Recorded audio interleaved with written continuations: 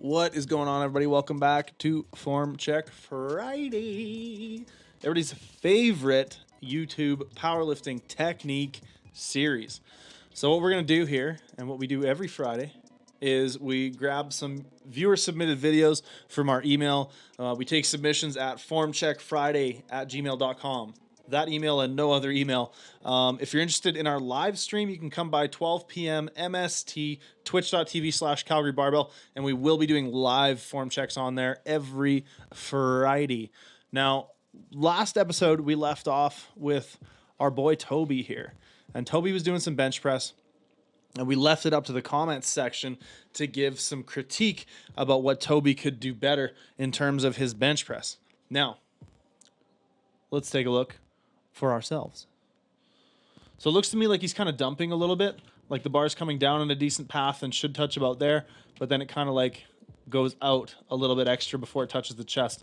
It also looks like as a result of that, we're losing a lot of tension in the upper back and sort of through that shelf. Yeah, I think that we could pull that bar in a little bit higher up instead of touching further down here. And I think that would allow us to keep a lot more tension through the upper back. The other thing that we often look at in the bench is trying to get the knee below the hip. So what I would recommend is maybe pulling the feet back a little bit this way, maybe pulling the feet out a little bit this way, but essentially trying to get the knee a little bit lower as opposed to up here so that we can better use the leg drive to enhance and maintain that arch. So hopefully that helps you out, Toby, my man. All right, this next one's from Karis. Now, Karis is doing some deadlifts here. He says he has some trouble with the hips shooting up, or at least that's what I can deduce from the footage. Hopefully you can unravel the deadlift further. Let's do our best to unravel this deadlift. First off, love the heavily tattedness. Obviously a fan of that myself. Now let's see. So it looks like, first off, we're pulling with potentially smaller diameter plates because we're pulling from this sort of not deficit, from like a block pull almost. So that's going to make things a little bit easier off the floor. Now, the first thing I noticed is that I think we're pulled down a little bit too far this way. So I think the hips are too low. I think the knees are too far forward. So that, to me, is probably going to result in the hips shooting up. Let's see if I'm correct. Not much, actually, but it does result on things being like pretty tough off the floor because that bar, you know, the shin angle is still like this, and the bar's trying to come straight through there. Now, if the shin angle is like this, then we can more easily sort of get past the knees. We'll be a little bit smoother off the floor, I think. It looks kind of awkward, like you're having to like really squat it up to get that bar going. I think if the hips were a little bit higher, that would be better. That rep was a little bit better because the hips were a little bit higher. Now let's see how the rest of this goes. So, I mean, back position looks pretty solid.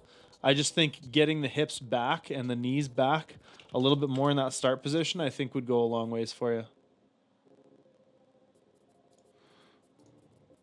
All right. That is Karis.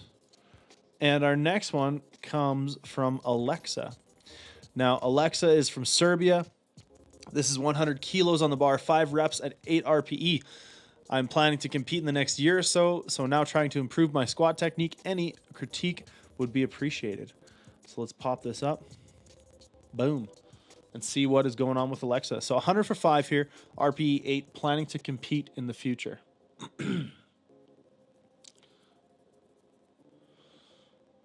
Wonderful.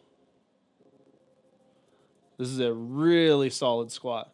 That first rep, we got maybe a tiny bit forward in the bottom, but the second rep was fantastic. Now, from like just everything is great. He's breaking at the hips and the knees relatively simultaneously. He's maintaining this same torso angle throughout the squat, right? Like it's not changing very much. He hits the bottom. He's hitting good depth. And as he comes back up, see on that rep, as we came back up, we kind of lost that bar forward a little bit.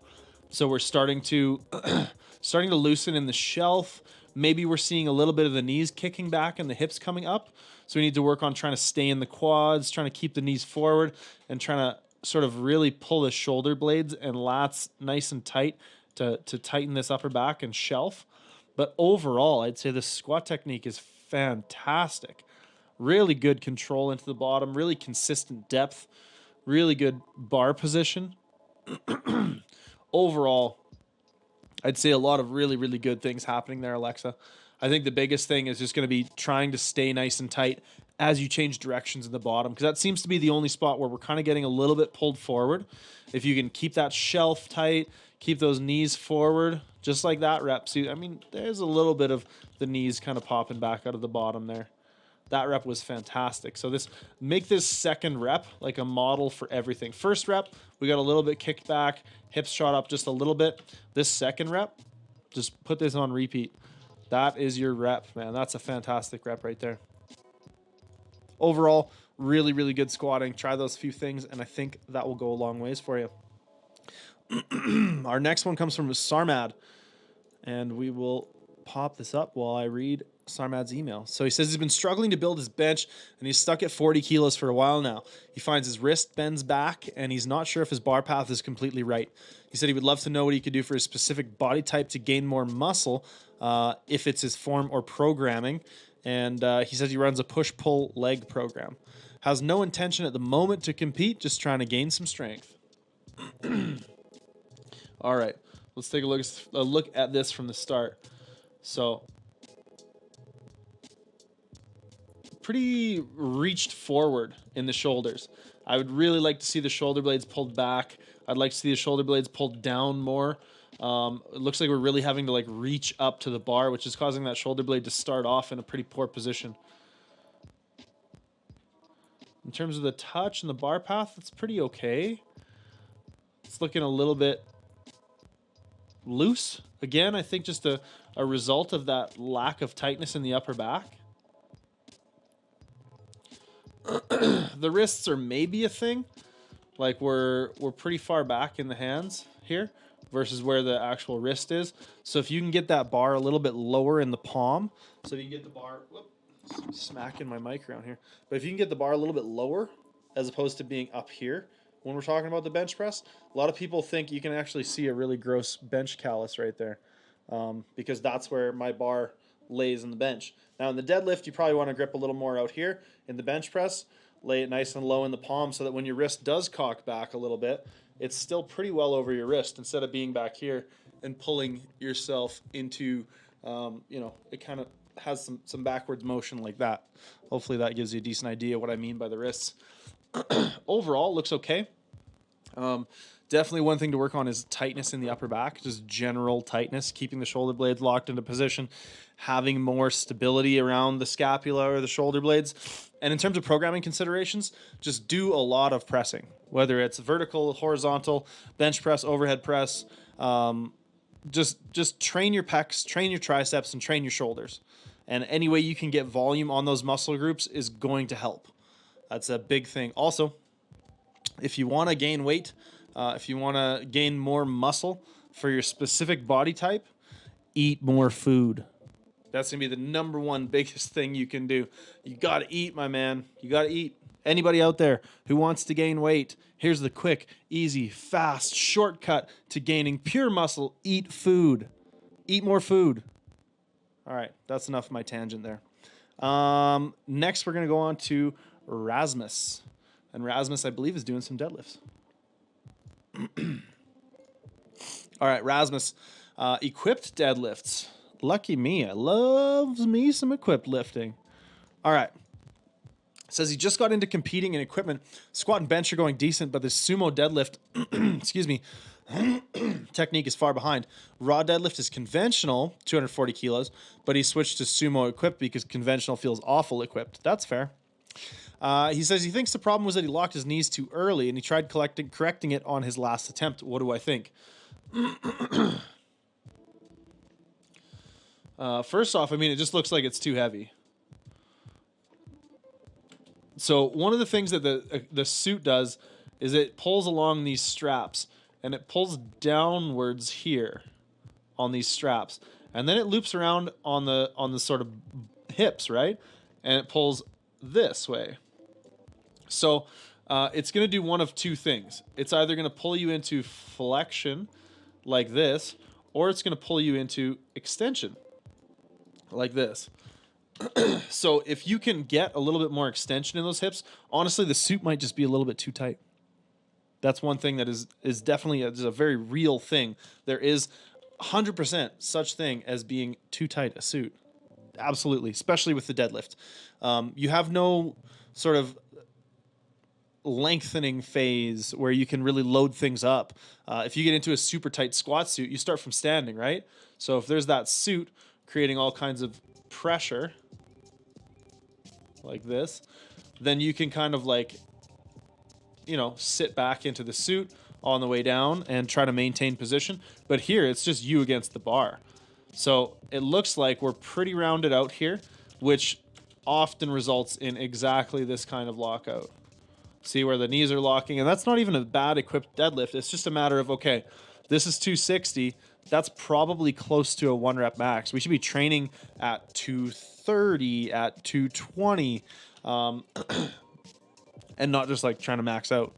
You know, your 1RM conventional is 240 and you pulled 260 in a suit. Getting 20 kilos out of a suit, that's pretty damn good. I don't think that your technique is all that terrible. I mean, that one just got heavy. It got out in front of you because you're out of position. You're not as pulled in as you could be, so we're really rounded out here. And as soon as the knees lock, that little bit of extension gets exaggerated by the weight hanging out in front of you, and then we start coming back down. And it's all stemming from that sort of low back position. So number one, I would try a looser suit if you can.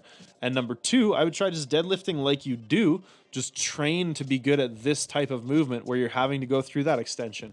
That was one of the biggest changes I made when I moved up to 120. And my equipped deadlift did change a fair bit, is getting used to trying to like pull that last little bit of extension and expecting yourself to not be in a perfect position because it's not always possible with equipment. Now our, I want to say last one. Yes, our last one here is from Roy. Now Roy is doing a squat or some squats. I'll read you some context. And if everybody watching could just head on down to the comments section and leave their creative, constructive criticisms for Roy about his squat in the comments below, then that way we can have a little bit of a discussion about some of this stuff. So leave your comments and opinions below. Make sure you're being, constructive. That's a really operative word here. But leave your comments below on what you think is going on, and we'll get back to this next week for Roy. So he says, thanks for all you do. Appreciate the time and effort. 2 squat videos from the same session, a heavy triple followed by a new 1RM. And I think this is the triple. Yeah, this looks like the triple. So he says he squats mid-bar between the shelf. The shelf is between his traps and his rear delts. He's tried placing it lower. However, he can't achieve the same level of upper back tightness. So we're going to let this play. Everybody can comment in the comments below, and we will start next week's video with Roy's squats, and I will give my educated opinion on what I think Roy could do a little bit better. I want to thank everybody for tuning in. I want to thank everybody for watching along with this video.